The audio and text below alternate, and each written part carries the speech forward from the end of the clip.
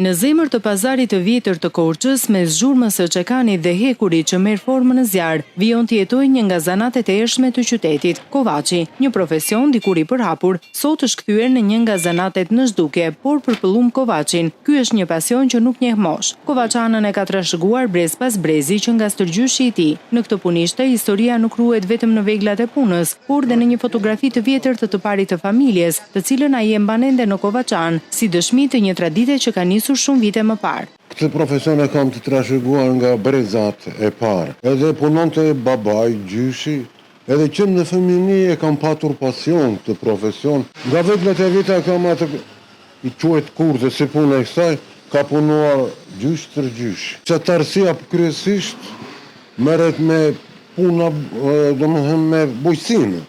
Edhe kanë nevojë për koveçe, për veglat bujqësore, për të gjithë çka. Sot, kur shumë prej zanateve tradicionale po humbasin, kovaçi vijon të punojë çdo ditë, duke besuar se kjo është një punë që nuk duhet të zhduket dhe thotë se do ta vazhdojë ta ndez zjarrin, të godas hekurin dhe ta ruajë këtë zanat për sa kohë të ketë jetë. E konsideroj si nga profesionet më të bukura që ka nga gjitha profesionet zanat.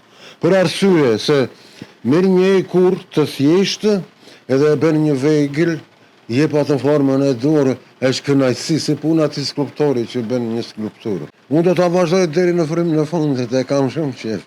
Nuk rritet pa punë. Kovaçana në pazarin e vjetër të Korçës daton që prej vitit 1925 dhe prej atëherë brezat të tërë kanë punuar hekurin, duke i dhënë atij jetë dhe formë me forcën e duarve dhe mjeshtërinë e trashëguar.